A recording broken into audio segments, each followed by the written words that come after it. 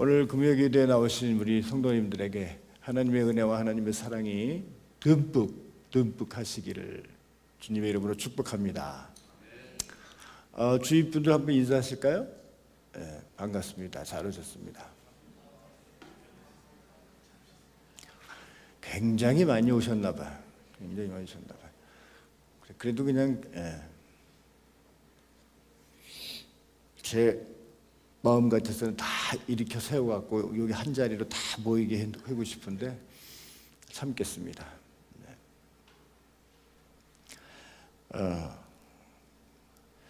데살로니가 후서 1장 1절에서 12절 말씀입니다. 데살로니가 후서 1장 1절에서 12절 말씀.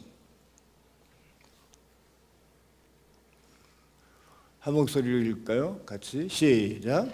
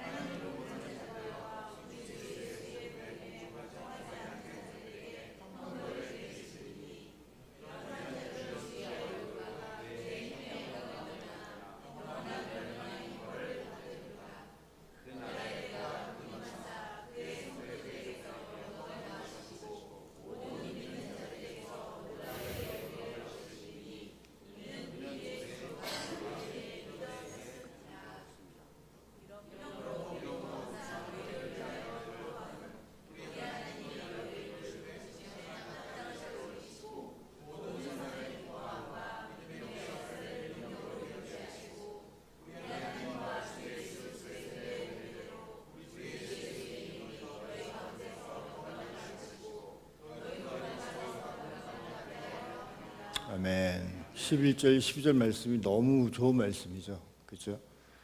예, 저 말씀대로 여러분이 되시길 바랍니다. 말씀을 시작하기 전에 멘트를 제 이야기를 조금만 하려 합니다. 저희 집은 지금 총체적 난국입니다. 예, 우리 막내는 완전히 독감에 걸려서 거의 사경을 잃을 정도로 이렇게 말하면 너무 심각하죠. 첫날을 너무 안 좋아서 둘째 날 정신 차리고 이제 회사를 이틀 갔더니 더 이게 심하게 된 거예요. 그래서 지금 아주 안 좋습니다. 와이프도 저도 와이프도 다 감기 걸렸어요. 근데 독감은 아니라 그러더라고요. 그러니까 독감에 걸린 친구를 간호하는 와이프가 힘이 없다 보니까 막 이 냉전이 지금 막 그냥 일어나는 거예요. 그래서 살벌합니다. 그래서 빨리 도망가다시피 나왔습니다. 저는. 여러분 보시면 아시겠지만 여기 지금 뭐가 났어요. 굉장히 저희 처음이에요. 보이세요, 온 권사님? 안 보이세요?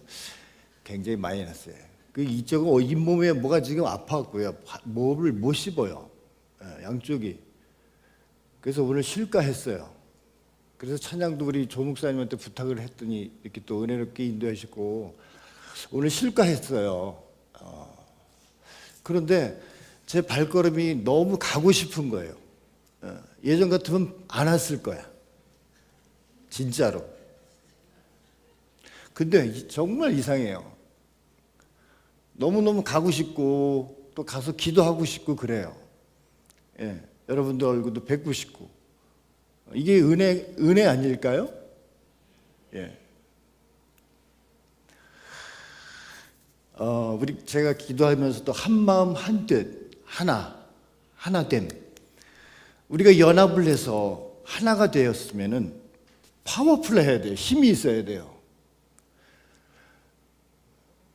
그런데 우리가 모였을 때 그 파워풀한 힘이 모였을 때 탁 빅뱅의 힘이 일어난다고 하는데 그 모임이 어디 보자. 하나, 둘, 셋, 넷, 다섯, 여섯. 이렇게 셀 수 있을 정도가 되면은 그 기도의 힘이 작아지는 거죠. 그죠? 뭐 숫자로 해서 기도의 그 능력을 결정한다는 것도 좀 오류겠지만은 그럼에도 불구하고 하나님이 우리를 하나 되게 하시고 연합하게 하신 그 분명한 목적이 있으실 거예요. 우리를 너무너무 사랑하시니까. 그렇죠? 여러분을 너무너무 사랑하시기 때문에 그렇게 하신 걸 좀 믿습니다. 근데 그런 과정 가운데 여러 가지 많은 일들이 일어나고 그거는 뭐 우리가 다 능히 각오하고 있었던 거예요. 어려운 일, 힘든 일, 고통 가운데 있을 때 우리가 할 수 있는 게 무엇이 있겠습니까? 할 수 있는 것은 우리에게 하나님 가르쳐 주신 기도밖에 없는 거예요. 말씀을 기본으로 해서 말씀을 먹으면서 우리가 할 수 있는 것은 기도밖에 없는 것이죠. 그래서 온라인으로 시청하시는 우리 성도님들도 되도록이면 함께 우리가 모여서 그 기도의 힘이 더 한마음 한뜻이 될 수 있도록 파워풀할 수 있도록 우리가 모여서 기도해야 된다는 얘기죠. 제가 찬양을 너무너무 좋아합니다. 하루에도 한 몇십, 수십 곡을 불러야 돼요. 아침 출근할 때도 차에서 한 20여 곡을 불러요. 근데 찬양이 안 나오는 거예요, 지금. 막혀서. 목이 막혀서. 그런데도 기뻐요. 예전에는 안 그랬거든요. 저는 이제 슬슬 뒤로 좀 물러나려고 그랬어요. 뒤로 좀 빠지려고 그랬어요, 김은근 집사님. 좀 쉬려고 그랬어요. 예, 이제 나이도 있고. 근데 가만 보니까 우리 연합한 교회 분들이 이 쉼병이 나 있는 것 같아. 한 번, 두 번 보니까 이제 내가 좀 쉬어야 될 것 같아요. 여러분 착각하지 마십시오. 하나님의 일은 쉬는 게 아니에요. 하나님의 일은요 영원하신 거예요.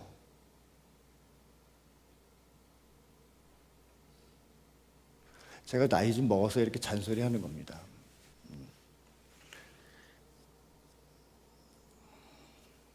제 얘기를 들어달라는 것이 아니고 제 안위를 걱정하라는 것이 아니고 제가 말씀드리고 싶은 것은 우리 교회, 하나님이 사랑하시는 우리 교회, 그 연합된 교회,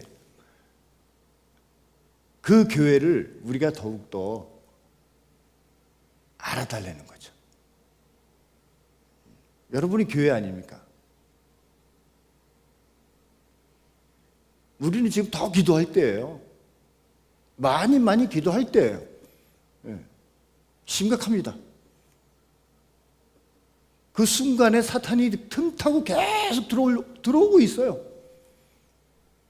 그런데 우리가 영적으로 무장하지 않으면 어떡합니까? 기도하지 않으면 어떡합니까?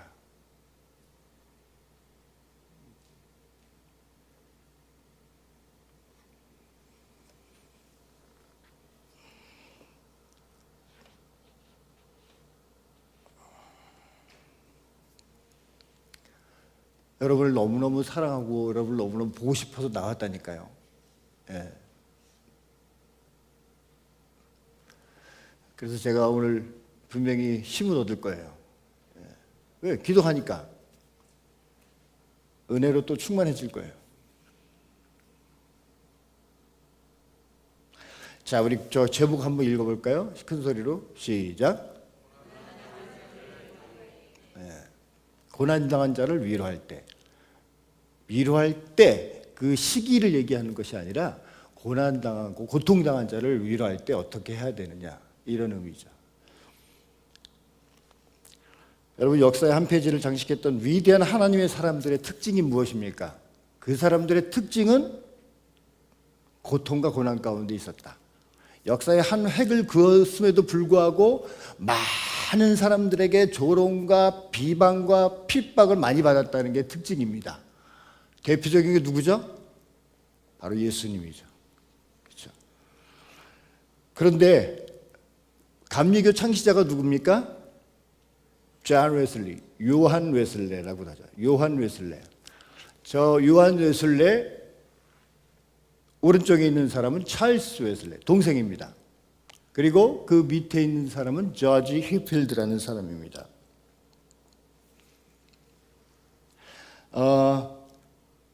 이 동생 찰스와 그리고 저지 휘필드는 이 영국의 피비린내 나는 혁명을 막은 사람으로서 현대 역사 학자들에게 평가되고 있습니다. 반면에 저 요한 웨슬레는 영국 뒷골목에 압제받는 사람들에게 복음을 전했어요. 소망의 복음을 전했습니다. 하지만 그 당시 성직자들은 이 요한 웨슬레를 이단이라고 취급했습니다. 교회 밖으로 내쫓기도 하고 온갖 제목으로 그를 고소했습니다. 핍박했습니다. 수십 번이나 폭도들에 의해서, 반대자들에 의해서 죽을 뻔했습니다. 길거리를 다니기 위태로울 정도로 테러가 계속 일어났습니다. 벽돌을 던졌어요. 계란도 던지고. 그 웨슬레가 이렇게 어려움을 당할 때마다 웨슬레가 생각한 것은 바로 이것이 하나님을 순종하고 있는 것의 증거구나, 이렇게 여겼다고 합니다. 핍박이 올 때마다 내가 하나님께 순종하고 있기 때문에 이런 핍박이 오는구나 라고 생각을 했다고 합니다. 그러던 어느 날 웨슬리가 계속 길거리를 말을 타고 가는데 한 3일 정도 핍박이 없더래요. 3일 정도 테러가 없더래요. 왜 그럴까 생각하고 잠시 말에서 내려서 멈춰서 하나님 앞에 기도를 했답니다. 이렇게 기도했답니다. 하나님, 제가 죄를 짓고 타락한 것이 있으면 보여주십시오 라고 무릎을 꿇고 기도했습니다. 그때 마침 반대편 울타리에서 웨슬레를 지켜보고 있던 사람이 이렇게 얘기했어요. 웨슬리 저놈 잘됐다. 감리교도 요한 웨슬리 아냐? 어디 맛 좀 봐라 하면서 벽돌을 사정없이 집어던졌습니다. 벽돌 세례를 받은 웨슬레가 뭐라고 했습니까? 바로 하나님 감사합니다. 내가 하나님의 임재 가운데 있었군요 하면서 펄쩍 뛰었다고 합니다. 빨간 글씨만 저렇게 PPT를 해놔야 되는데 다 해놔갖고 여러분들이 아주 자세하게 다 읽으셨네.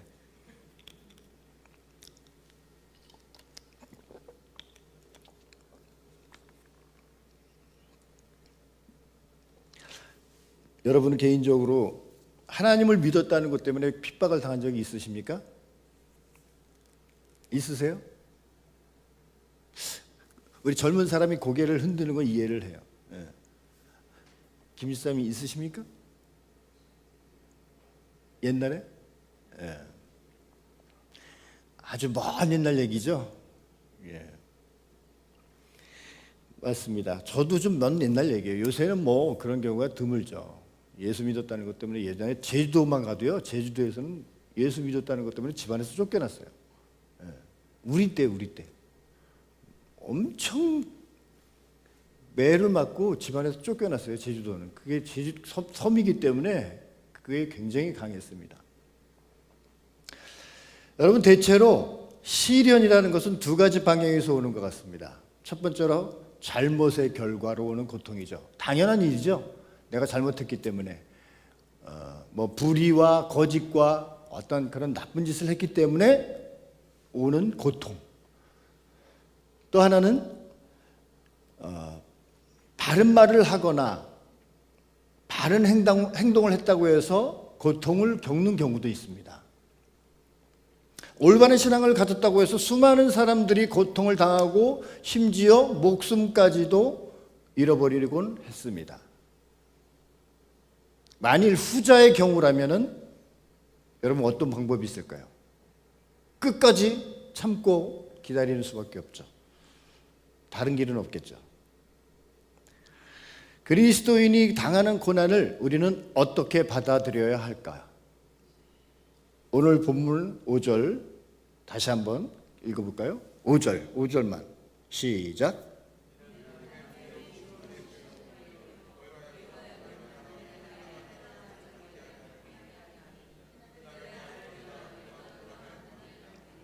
뭐라 그럽니까? 그리스도인이 고난을 받는 것은 공의로운 심판의 표, 하나님 나라에 합당한 자로 여김을 받게 하려는 거래요. 그러니까 요한일서가 그렇게 기도하죠. 하나님은 왜 성도들에게 고난을 허락하신다고 생각하십니까? 세상의 불의한 자들에게 그들이 잘 되는 것은 보면은 너무너무 배가 아픈데 왜 하나님을 잘 믿고 또 하나님을 잘 따르고 순종하는 성도들에게 고난을 허락하실까? 그것은 바로 세상에 대한 애착을 떠나게 하고 자신의 신앙의 그 실상을 알아보도록 하며 확실한 소망을 굳게 붙들게 하는 그런 디딤돌이기 때문입니다. 그렇지만 결국 하나님은 하나님의 그 자녀들에게 가해진 그 불의를 분명히 아시기 때문에 그리스도께서 다시 오실 때 그들의 신실함을 옹호하시고 그들의 원수들은 반드시 벌하실 것이라는 사실을 여러분 기억하시기 바랍니다. 자, 데살로니가 오늘 후서지만 데살로니가 전서 1장 1절과 오늘 데살로니가 후서 1장 1절 2절을 한번 보여주세요. 글씨가 좀 작지만은 뭐 비슷한 내용이에요. 바울과 실로아노와 디모데는 하나님 아버지와 주 예수 그리스도 안에 있는 데살로니가인의 교회에 편지하노니 은혜와 평강이 너에게 있을지어다. 똑같은 내용, 동일한 내용이죠. 그런데 여러분 자세히 보면요, 이 단어 배열에 작은 차이점이 있습니다. 그때 그 차이점이 굉장히 중요한 문제가 될 수 있다는 거죠. 예수님은 아주 가깝게 친밀하게 느끼면서 하나님 아버지는 이렇게 두려워하는 사람들이 종종 있어요. 신약과 구약이 다른 것 같이 뭔가 하나님은 굉장히 공의로우시고 막 경이롭고 그래서 예수님은 오히려 친밀한 느낌이 있는데 하나님 아버지는 그렇게 두려워하는 사람들이 있다는 거죠. 바울은 데살로니가인들에게 우리가 예수님과 누리는 친밀한 관계만큼 아버지와도 하나님 아버지와도 가까워질 수 있다는 확신을 주었다는 거예요. 이스라엘 사람들은요, 아버지보다는 나라를 다스리는 왕으로 생각을 했던 것 같아요. 그 아버지의 존재를. 왕, 그것도 공의를 집행하는 아주 심판에 두려운 왕으로 생각을 했던 것 같습니다. 예수님은 기도를 가르치실 때에도 이렇게 했죠. 하늘에 계신 우리 아버지, 그렇게 부르게 했습니다. 또한 겟세마네에서 기도하실 때에는 뭐라고 했습니까? 아바 파더, 아바 아버지, 한국말로 아빠 아버지, 이렇게 기도를 했어요. 너무 친밀하죠. 그리고 훗날 바울은 바로 이 호칭을 로마서와 갈라디아서에서 친근하게 기록을 합니다. 우리 아버지 하나님, 자비와 사랑의 하나님, 생각만 해도 가슴이 벅차오르는 거예요. 우리는 예수님을 통해 하늘 아버지를 친근하게 느낄 수 있고 그분께 시선을 고정할 때 은혜와 평화를 경험할 수가 있는 것입니다. 자, 바울과 실로아노라 그러죠. 바울과 실로아노와 디모데가 데살로니가를 방문하여서 복음을 전했습니다. 이때 유대인들이 몹시 시기하여서 큰 소동을 일으키죠. 바울과 그 일행이 떠난 후에 유대인들은 더욱 기고만장합니다.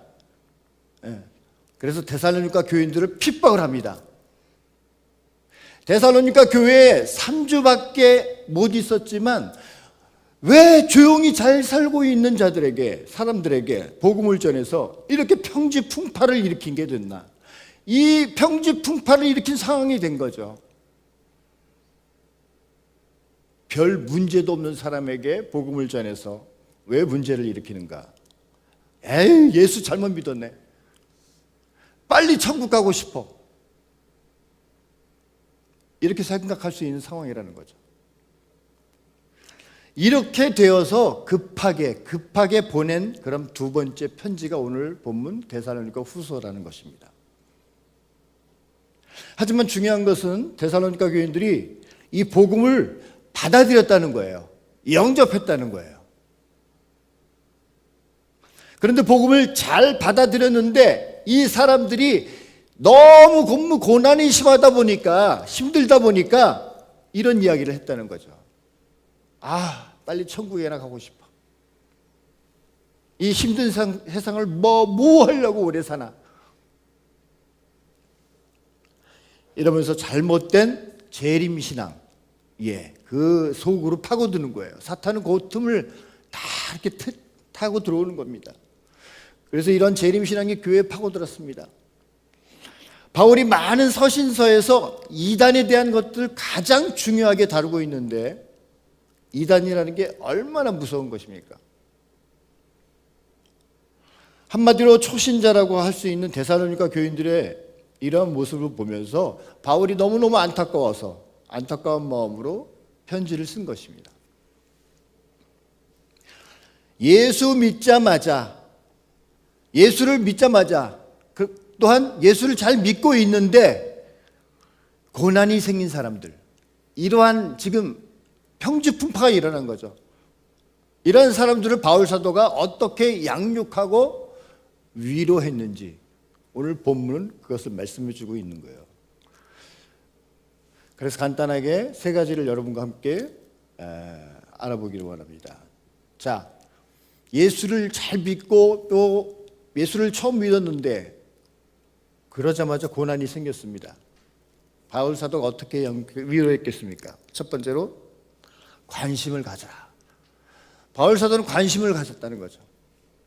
1절 말씀 다시 한번 읽어볼까요? 1절 말씀 시작.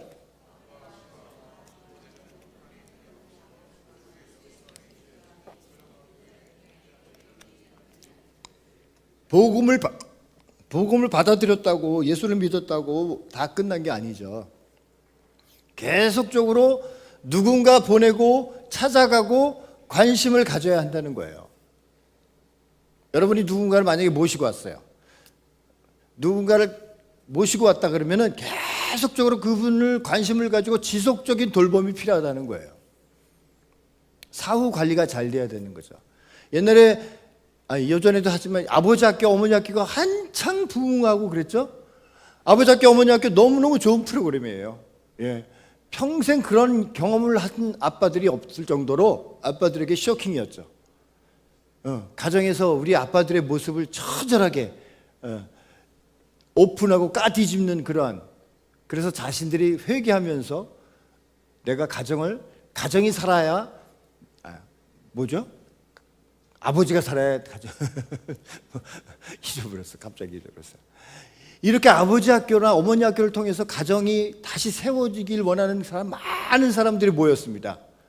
그런데 아버지 학교가 끝나고 나서 사후 관리가 안 되는 거예요. 한 3박 4일 은혜롭게 가면 잘 가는 거예요. 그렇기 때문에 이런 프로그램이 끝나면 계속적으로 지속적으로 관심을 가지고 이런 것들을 돌봐야 되는 거예요. 마찬가지 교회에서도 부흥회를 합니다. 광야기도회를 합니다. 너무 은혜 받고 좋아요. 성령 충만해졌어요. 그런데 확 돌아서면 그뿐인 거예요. 왜 그렇습니까? 지속적인 그런 은혜의 공급이 안 되어 있는 거예요. 지속적인 공급이.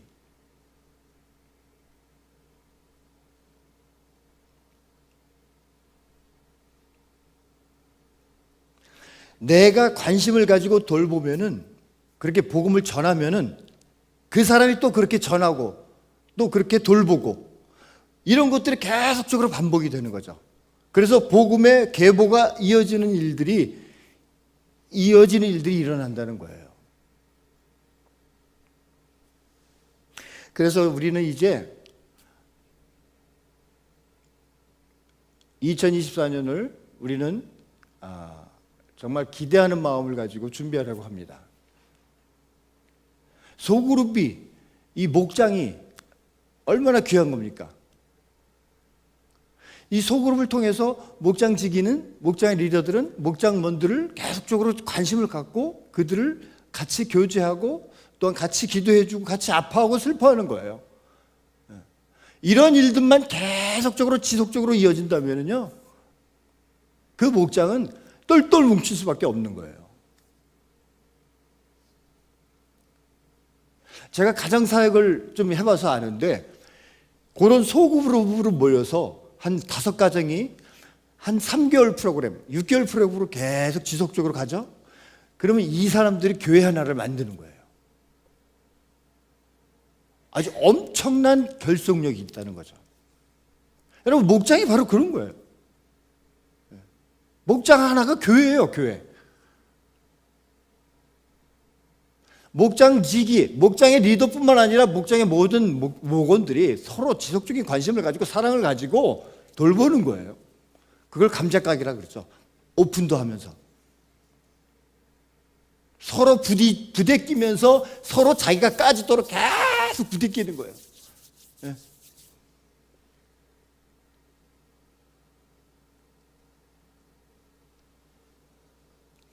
사도 바울이 어느 때는 사람을 보내고 또 어느 때는 편지를 보내고 이 일들을 바울 사도가 혼자 할 수는 없었습니다. 그래서 그 1절에도 보면은 그 실루아노와 디모데가 나오죠. 이게 바로 동역자인 거예요. 그리고 이 동역자들을 언급했다는 거죠. 모든 일을 하나님이 하시지만 하나님은 사람을 통해서 일을 하기 때문에 동역자를 언급하는 것이 참 중요한 거예요. 저도 한번 언급해 볼까요? 하나님의 사람 나와 조병학, 이민철, 김경남, 이 사람들은 사랑하는 그 교회 성도들에게 찾아가고 편지하노니. 네? 우리 교육자들도 여러분 관심을 가지고 여러분 사랑을 가지고 계속 여러분들을 돌볼 거예요. 지속적으로. 그렇게 되면요, 그게 계속 계보가 이어지는 거예요. 이어질 수밖에 없는 거예요. 단순한 건데 굉장히. 나 혼자 할 수 있는 것은 아무것도 없습니다. 그래서 동역자가 필요한 것이고 목장의 목원들이 필요한 것이고, 우리가 위대한 것이 아니라 바로 하나님이 위대하시기 때문인 것입니다. 자, 두 번째로 고난당한 자를 위해서 우리가 할 수 있는, 위로할 때 어떻게 해야 합니까? 가치관이 변해야 합니다. 2절 말씀 다 같이 한번 읽어보겠습니다. 시작.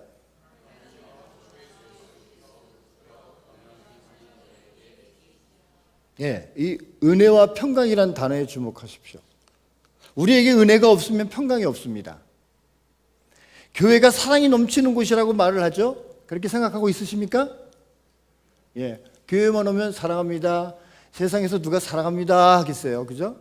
그리고 막 사랑하고 축복한다고 그렇게 얘기해 줄 수 있는 곳이 없어요. 사랑이 넘쳐요, 정말. 교회에 오면 사랑이 넘쳐요. 그러나 조금 지나면 상처받을 일도 생깁니다. 교회이기 때문에. 이 모양 저 모양 가진 사람들이 모이는 곳이다 보니까 많은 상처가 생길 수밖에 없어요. 인생이 100% 죄인이고 예수 믿었다고 하루아침에 성화되는 게 아닌데 어찌 문제가 없겠습니까? 세상 모임은 다 자기가 다 주인공으로 보이기 때문에 거기에는 선한 게 없는 거예요. 그러나 하나님의 교회, 하나님이 세우신 교회는 아무리 약점이 많아도 인생이 100% 죄인이다, 여기서 출발하기 때문에 나는 없고 하나님으로만 만날 수 있는 거예요. 하나님의 은혜의 공동체이기 때문에 99%가 형편이 없어도 하나님 때문에 우리는 하나가 될 수가 있다는 겁니다. 어떻게 교회에서 그럴 수 있어? 여러분, 그래도 세상보다는 교회가 좀 낫습니다. 구별됩니다. 세상하고는 비교할 수 없는 것이 바로 하나님이 세우신 교회라는 거예요. 중요한 말이죠. 진리의 말씀이 깨달아지는 것은 지식을 쌓아서 되는 게 아니고 은혜로 가능합니다. 또 은혜로 내가 죄인이라는 걸 깨달아야지 진리가 경험이 됩니다. 진리가 경험이 되어야 가치관이 변하고 그래야 감정의 요동이 없는 평강이 임한다고 말씀합니다. 그러기 위해서 내가 아무것도 할 수 없다는 걸 인정하는 것이 가장 중요합니다. 그것을 인정함으로 평강을 얻으시는 여러분들이 되시기 바랍니다. 마지막으로 기도해야 합니다. 중요한 것이죠. 11절 12절 말씀, 아까 제가 그래서 11절 12절 말씀 중요하다 그랬죠? 같이 한번 봅시다. 자, 제가 읽어드릴게요. 이러므로 우리도 항상 너희를 위하여 기도하면 우리 하나님이 너희를 그 부르심에 합당한 자로 여기시고 모든 선을 기뻐함과 믿음의 역사를 능력으로 이루게 하시고 우리 하나님과 주 예수 그리스도의 은혜대로 우리 주 예수의 이름이 너희 가운데서 영광을 받으시고 너희도 그 안에서 영광을 받게 하려 합니다. 아멘. 이렇게 기도했다는 거예요. 모든 선을 기뻐함과 모든 선을 기뻐함과 선이 무엇입니까? 바로 하나님을 기쁘게 하고 사람을 기쁘게 하는 것, 그것이 바로 선이에요. 다른 게 없어요. 하나님을 사랑하고 이웃을 사랑하는 것, 그것이 바로 선이에요. 여러분, 그렇게 되려면은, 선을 알려면은 말씀을 봐야 된다는 거죠. 말씀에 충만해야 된다는 거겠죠. 여러분이 진짜 선을 기뻐하도록 기도하셔야 합니다. 여러분도 하나님이 여러분을 그 부르심에 합당한 자로 여김을 기억하시고 다른 사람을 위해서 기도하시기 바랍니다. 그리하면 하나님과 주 예수 그리스도의 은혜대로 말씀대로 주 예수의 이름이 여러분 가운데서 영광을 얻으시고 여러분도 그 안에서 영광을 얻게 됨을 기억하시기 바랍니다. 같이 기도하겠습니다. 하나님 아버지, 예수 그리스도를 믿는다고 하면서 우리에게 찾아오는 그런 고난과 고통, 모든 어려운 일들, 그 일들을 대할 때 우리는 어찌하나요? 나의 데살로니가는 누구입니까? 내가 찾아가야만 하는 데살로니가는 누구입니까?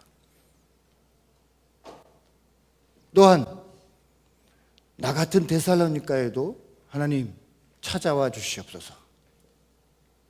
우리가 계속적으로 지속적으로 관심과 사랑을 가지고 고통 가운데 신음하고 있는 그런 데살로니가인들을 우리가 위로하는 사랑의 공동체가 되게 해 주시옵소서. 그들을 위해서 끊임없이 기도하며 함께 하나님의 영광을 위하여 합력하여 정말 선을 기뻐할 수 있는 우리 공동체가 되게 해 주시옵소서. 감사드리며 예수님의 이름으로 기도합니다.